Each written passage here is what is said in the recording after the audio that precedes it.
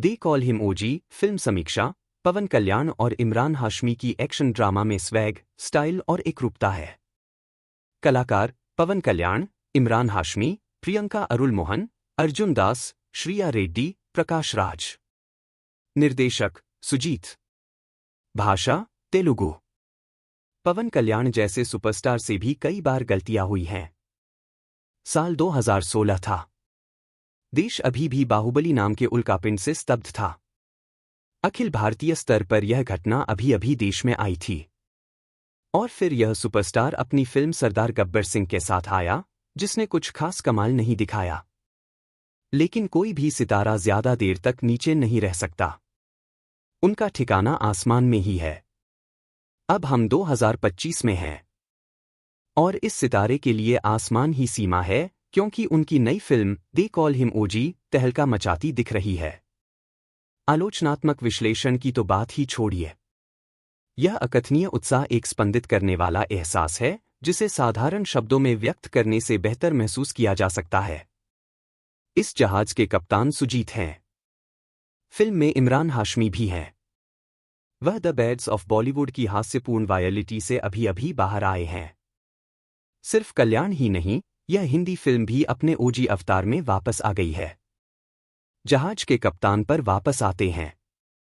यह वही निर्देशक हैं जिन्होंने भारतीय सिनेमा की सबसे महंगी फिल्मों में से एक साहो बनाई है। यह एस राजामौली की राक्षसी कृति के बाद प्रभास की पहली फिल्म थी। उम्मीदें अपेक्षित रूप से बहुत बड़ी थीं। लेकिन उस लापरवाह मिसफायर के विपरीत वे कॉल हिम ओजी में स्वैग और स्टाइल है। यह अपनी कहानी कहने में कहीं अधिक सुसंगत और करिश्माई है। एक दृश्य जहां अर्धदेवता का प्रमुख पुरुष रक्तपात और अंतहीन गोलियों के बीच पागल हो जाता है, वह स्कारफेस से काफी प्रभावित लगता है। यह ओजस गंभीरा, ओजी नाम के एक शख्स की कहानी है, जो एक दशक बाद अपने प्रतिद्वंद्वी अपराधियों से बदला लेने के लिए मुंबई लौटता है। अपराध की विधा को नए सिरे से गढ़ने वाले फिल्म निर्माता राम गोपाल वर्मा थे, जो कभी बेमिसाल थे। यह शख्स कई मायनों में एक ओजी भी है। सत्या एंड कंपनी में उन्होंने न केवल बंदूकों और गैंगस्टरों की कहानियां सुनाईं, बल्कि मुंबई के खूबसूरत और वीभत्स शहर की भी कहानी सुनाई। और यह भी कि कैसे सपनों और बुरे सपनों का शहर क्रूर और खूबसूरत दोनों हो सकता है।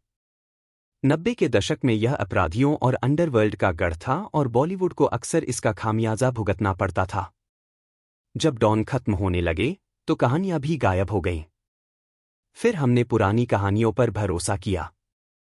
दे कॉल हिम ओजी के साथ सुजीत मुंबई में रचीपसी उन्हीं कहानियों को वापस लाने की कोशिश कर रहे हैं। इस सिक्के का बुरा पहलू इमरान हाशमी है। बेचैन कर देने वाले कामुक दृश्यों और अश्लील मुलाकातों के बाद अपनी राह पूरी तरह बदलने वाला यह अभिनेता लगता है उसी तरह की कहानी कहने की कला की ओर लौट रहा है, जिसने उसे आज वो बनाया है जो वो है। स्लो मोशन में चलना, स्वैग, शैतानी अंदाज जिसे वो दूसरी त्वचा की तरह दिखाता है। बदकिस्मती से इस शख्स के लिए कोई दर्द भरा या व्यापक गीत नहीं है। आवारापन 2 अभी भी एक मील दूर लगता है। एक्शन जल्द ही हड्डियां तोड़ने वाली और तेज हिंसा में बदल जाता है और इसके लिए एनिमल के अभिशाप को जिम्मेदार ठहराया जा सकता है। अपनी बात पर अड़े रहो। लेकिन यह समझ में भी आता है। निर्माता चाहते हैं कि उनके अभिनेता खुद को आगे बढ़ाएं और दर्शकों को लुभाने के लिए अपने कौशल का परीक्षण करें। किसने सोचा होगा कि रणबीर कपूर, हिंदी सिनेमा का ओजी पुरुष बच्चा जो बड़ा होने से इनकार करता है और जिसे हमेशा परिपक्व होना होता है, जैसा अभिनेता एक ऐसी दुनिया में कदम रखेगा जो ज्यादातर एक्शन कलाकारों के लिए आरक्षित है।